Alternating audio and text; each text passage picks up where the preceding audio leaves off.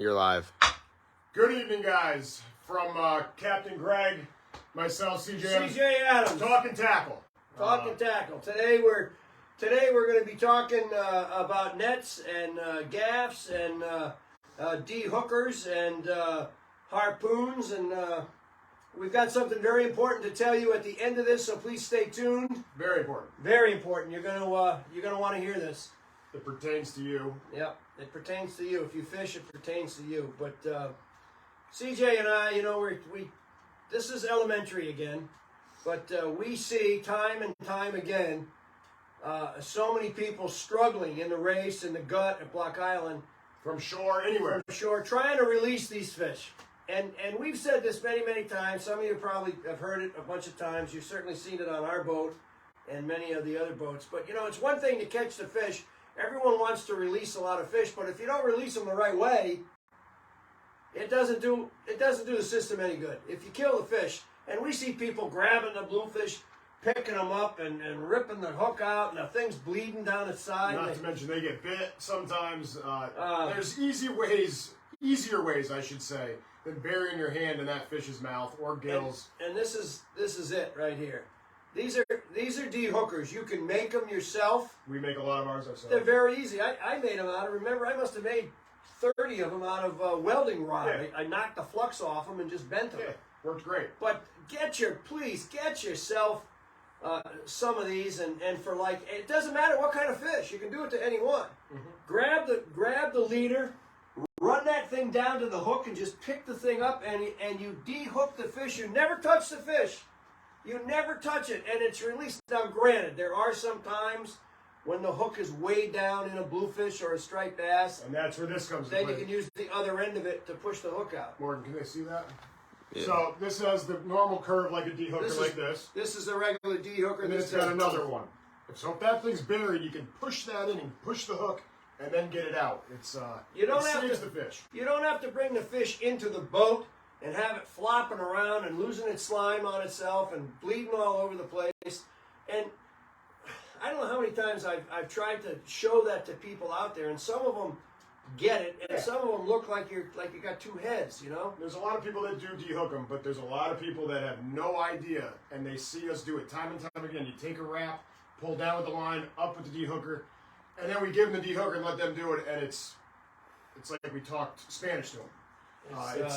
It's so inexpensive, and it's so good, and it helps the fish. If you want to release these fish unharmed, this is how to do it. They're not grabbing them, taking them out of the water. Another thing, people grab them with the towels. Yeah. They got the bluefish wrapped in the towel, knocking all the slime off them. When you use a towel on the fish, you're taking the slime off the fish, which doesn't help the fish. They need the slime on them. Grabbing that fish normally with a de-hooker or grabbing by the lip, it ain't going to hurt you. You can talk about the nets. Same thing netting. We see so many people struggling with these nets. They're over here like this. They chase the fish around. We got a saying. In fact, we have it on our T-shirts. It says, "One shot, one kill," and these guys are pretty good at it. But you watch the fish, okay? You just don't go in there swinging and hold the net. There's a way to hold it. A lot of guys just do this. They dip the basket over, and guess what? Then the hook or the fish or your line is all tangled up in the basket. If you hold the net properly, 90% of the time, your fish goes in the net and there's no tangles. Take your finger, okay, and grab the basket. Dip it over. Keep it held there until that fish is on the surface. When he's on the surface, grab him and follow him to the net. Don't chase the fish with the net. Bring him right to the net. Then, as soon as he's about to go in and drop the basket, he goes right in. Most of the time. Now, sometimes the fish take off, but the more you leave that hanging and you chase him, you're going to lose him. He's gone. Don't forget, they see the net. Oh, yeah. Absolutely. They see the net. So if you're chasing them around, it just frustrates. Don't forget, these guys are netting from a head boat with... We'll show you. We got that big net. With a lot of net. I mean... That's a big, and this isn't even a long one. I mean, but the same thing. They're holding that with their thumb, with their finger, and when they net that fish, they let it go. I mean, it's not hard, but boy, when you see some people doing it, We do a lot of night fishing, like you guys know, and for us to see these fish in the dark, I mean, it takes precision to get these fish in the net. You got to be on your toes. I like that. You got to be on your toes, especially at night.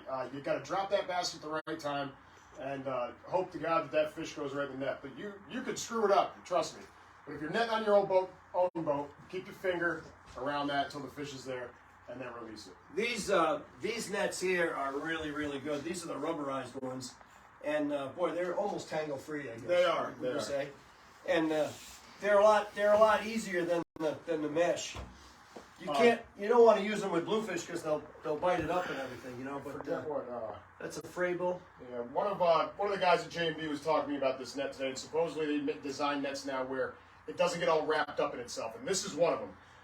You can I see didn't design it. Yes, I didn't design it, so I don't. You can see how big it is. It's actually square. These nets, by the way, we have to make a little plug for J&B Tackle. This all comes from J&B Tackle in Niantic, you know, and yes, we are going to bring it all back. Tomorrow morning at 9 a.m. I was told. Except this one. Yeah, one of these. Yeah. So anyhow, that's the netting. Get a good net. If you're going to go bass fishing, get a big net. You can't get a big enough net. No. And like I said, don't chase them around. My God, it's not that hard. One shot, one kill. Not that you're going to kill it, but that's what we say. Roman says hello. Who's that? Roman. Roman, how you feeling, buddy? Coming off of back surgery there, bud. George Dowers. Hi, George. George Dow. Hi, George. Lance is watching. Hi, Lance. Hi, Lance. Gaffing. We'll plug the gaffs a little bit. You know, we don't like to gaff a lot of fish, quite frankly, because it puts a hole in the fish. And if you're not a good gaff shot, you'll ruin the meat. You always want to gaff the fish in the head, in theory. Now, nobody's perfect, including myself. Believe me. You're pretty good at it. I'm okay at it. I watch them like a hawk from the bridge. I'd like to say, from a head boat standpoint, being that far from the water, I'm pretty good at it. There's people better. That's where we got the expression "one shot, one kill" when we're gaffing the fish. Sometimes the bluefish, especially, they're too big to swing. We always like to swing them, but when you can't swing them and they're 15, 18 pounds, this is where this comes into play. Whenever you put a hole in a fish, you're taking away from the quality of the fish. So like CJ said, we try to the best of our ability every trip not to gaff them. We'll net them. We'll flip them in the boat, whatever. Yeah, you can lose them flipping them in the boat. Yeah. You can lose them trying to gaff them too. So but we're pretty good at it. Or let me rephrase that. They're pretty good at it. You were probably okay at it your day, weren't you? That was my day, a long time ago. Yeah, no, it's... Now I watch from the bridge. Hey, you got another one. CJ up there. Hey, and he critiques us, believe me. Oh. On a scale of 1 to 10, they're critiqued every day. But if you need if you don't have a gaff, get yourself a good gaff. A lot of guys make their own and they break, they fall apart. But go get a good one. This, for example, is an AFCO. They sell them at J&B, like we said. This is a carbon fiber one, a really nice one. This is more of an offshore gaff. As far as tuna fishing, in the hook, it's a different kind of hook on it. Yeah, opposed to that. Oh, can they see him? Yeah.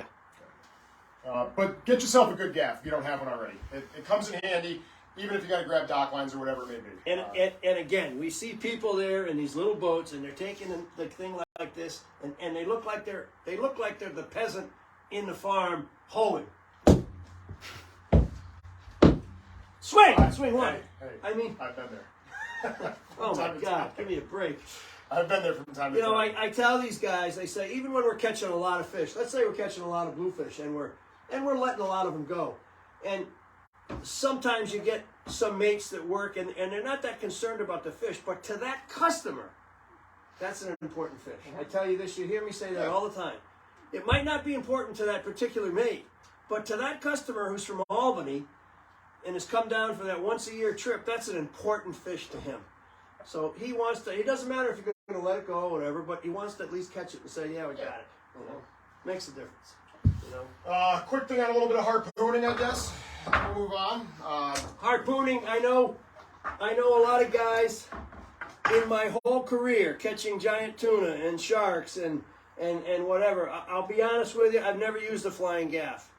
Now I know, boy, there's going to be purists out there because I've heard it my whole career, especially from Montauk. Myself personally, I've harpooned everything that came up alongside the boat. It's the easiest form, but there's there's ways of doing that. And I see some of these TV shows where they're throwing the thing and missing a giant. How the Christ can you miss?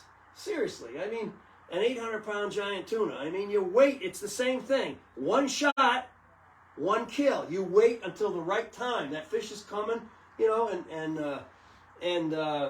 it's very, very important. This is a little cockpit harpoon, and I will say something about this. Is you look at all the boats that harpoon for a living. This is a stainless steel, and I never use stainless steel. I know you can't show it. It's okay. I got a harpoon up here. I use, and anybody that knows uses carbon steel. It rusts, it twists, it bends. But when you stick a fish with this, it don't bend much, and it can rip the fish. So you're much better off with a carbon steel that'll bend. In fact, when we were harpooning like giant tuna or swordfish, the harpoon would come back. That end of it would come back in a U, because when the fish gets hit, the first thing he does is he turns, he rolls, and he bends that shaft. Well, if it's stainless steel, that's stainless steel. I'm trying to bend it now. I can't bend it. And a lot of times it'll rip the fish, and eventually you pull the dart out. So you don't want to do that. So just my opinion, somebody can do whatever, but there's a lot of different opinions out there. Yeah, I mean, everybody's got an opinion, but you know, this is the dart. This is what we call the dart or the lily. This is on the end of it, and this is tied on a well, depending on what you're doing and how deep the water is. We used to have like 600 feet of rope on it, warp on it, and a ball. And ideally, what you want to do, and again, you want to stick the fish in the right place, right up in the shoulder. You don't want to hit it in the belly or anything, and don't, just like netting a fish, don't take the shot until you got the shot. Just like deer hunting, you know, you see the deer, you don't take the shot as soon as you see it. You wait for the shot. The same with this. You wait, patience, take it easy. Tell the fish, relax. I'm from the government, and I'm here to help you. And just wait. Take the one shot and make it count. You know, that's it. So hopefully that helps a little bit. At least sheds a little light on netting, gaffing, harpooning, whatever. We also have this important topic that we told you guys about earlier in the video. That's what we want to get to. Not to mention, we are giving away the knife tonight. We'll do that at the very end. And we're giving away, I got this from Randy. He uses them all the time. You ever used one? It's a fish whistle. He uses it for blackfish. No wonder you don't catch one. I can't say I've used a fish whistle. You think it works? Well, it says it does. It says it works. It must, right? Blow and catch. Goodbye rods and reels. I don't know. Oh, it even gives you directions on how to use it. Maybe we'll give it away with a knife. Yeah, we might as well. Maybe we'll get some feedback from this, you know. But yeah, there's some things, you know. There's some things we have to talk about here. And NOAA, National Oceanic and Atmospheric Administration, NOAA is asking once again. We went through this before. For a reduction in sea bass and porgies this year, even though the biomass is up over 200%. They're looking for a 10% reduction in this, and it's really something. There's more sea bass and porgies around, and I mean we won't go into how they get the data and everything else, but we need your help once again, because we'd like you at the end of this little Facebook. Heather, my daughter, is going to post a letter. And you can, paste it? Copy and paste. She's in a pre-written letter that she already made. Letter that you can copy and post and what? And send the email to that email. And send it Can we see this email, Morgan? to this. So you copy it and paste it from the Facebook page and send it to that email, or you can write your own. Go ahead and get up close, because they can, or you can write your own. Yeah, that's Justin Davis. Justin Davis is the man in charge of the Connecticut Marine Division of DEP or DEEP, and the thing is, how this works, just so you know, is NOAA comes up with this, and then they say we want 10%, and even though the stock is healthy, as you know, there's more fish around than we've ever seen. We can't fight it. then they give the states, New York, Connecticut, Rhode Island, Mass, they give the states and they say, we want a 10% reduction, and it's up to the states to come up with their own, what's the word I want to use? Their own copy of how they're going to implement the 10%. Is it a larger fish? I hope not. Is it a shorter season, smaller bag limit? But there's a few different scenarios. There's a few different scenarios that they're going to do. I will say this, that the party and charter boats, which we are lumped in the recreational portion of this fishery.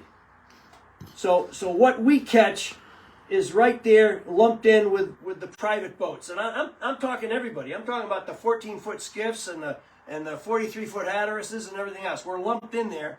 And this is their facts, not mine. The party and charter boats in the state of Connecticut, we catch 2.5% of the total fish that are caught each year. That's what they figure we catch. So it's really minuscule what we catch. Not a lot. Yeah. It's not a lot compared to the recreational sector, which there's just tens of thousands of boats getting them, you know. So we want to try to keep for the charter and party boat status quo. So please go to our Facebook at the end of this and look at the letter, or you want to formulate your own letter. But every letter will help. Every letter will help. I talk to these people all the time. I talked to Justin today. I was at a meeting last night, a Zoom meeting. I had to go to my daughter's house because I don't have a computer. I didn't even know what a Zoom meeting is, but I had a Zoom, a private Zoom meeting with some of the fishermen and some of the officials, and trying to decipher what we're going to do and when and how. So help us get this thing taken care of. I know we asked you last year. Last year they wanted a bigger reduction, and we fought it like hell. And every one of these letters, every one of these emails is going to make a big difference. So please. Help us help you too. Help us help you. You guys catch them too. Because you guys want to catch them. I mean, there's really no reason with us catching 2.5% of the catch that they should try to limit us on size or make them so big. I mean, if they go up to 16 inches, 16 and a half inches, and I mean that's a big sea bass, my guy. But anyhow, that's about it. Anybody else? Any questions? Anybody say hi or anything? Chris Metzke said hi. Hey, Chris. Chris, how you doing, buddy? Let's go clamming. We'll be on the clam ground soon. Tracy. Hey, Trace. Hey, Tracy. I think that's about it. That's about it, I guess, huh? Giveaway. Oh yeah, the knife. You too. You really do a good job. This was you tonight. No, it wasn't me. Giveaway. The knife and the fish whistle. And we do want some feedback on the fish whistle. Yeah. The knife we know you're gonna like. Like I say every week, if it's not a Dexter, it's not a knife. So tonight we have the 7-inch flexible fillet knife. And the question is, I think we're going to do the 5th answer again. That seems to be working out. And we're trying to do the best we can, folks. Don't get pissed that you think you won. We do the very, very best we can. If I had 10,000 of them, I'd send everybody one. But unfortunately, I don't. So the question is, what is? I don't even know the question. Last year's bag limit in the bonus season of scup. What is the bag limit of scup in our bonus season? For charter or partner boats? I know. I know you know. 5th person to answer. Can I win the knife? No, you have enough. 5th person in Morgan the behind bonus his season. toes. Damn. What is the limit in the bonus season of scup? The eye of toes, Morgarina. Who is it? Oh, wait. Wait, hold. Nope. The 5th guy answered it wrong. This is not going to hurt, Morgan. Oh. That's, Nope, that one's wrong too. What? Kurt Coer. Kurt got it. What was his answer? 50. 50, you got it. Congratulations, Kurt. Where's Kurt from? I don't know. Kurt, tell us where you're from if we got you there. Yeah, put your town on there, Kurt, buddy, old pal. Kurt, make sure you send us an email. Give your contact information, right? And then we send them this, I suppose. Yeah. My daughter's so busy, you'll probably get the knife within 3 weeks. But you'll get it. You will get it, Kurt. Thank you, guys. Help us out. And more importantly, you're going to get the whistle. And don't forget, one more time, get up there, Morgan, and show him that Morgan, get up there. that address. I'm getting Get up. there, Morgan's the film guy. I'm up here. Okay. That's it. Justin.Davis@ct.gov. Do us a favor. Lori commented. Go ahead and either send a letter or Copy and create your paste. own letter. Copy and paste or make your own. But help us help you, okay? Thanks, folks. We'll see you next week, okay?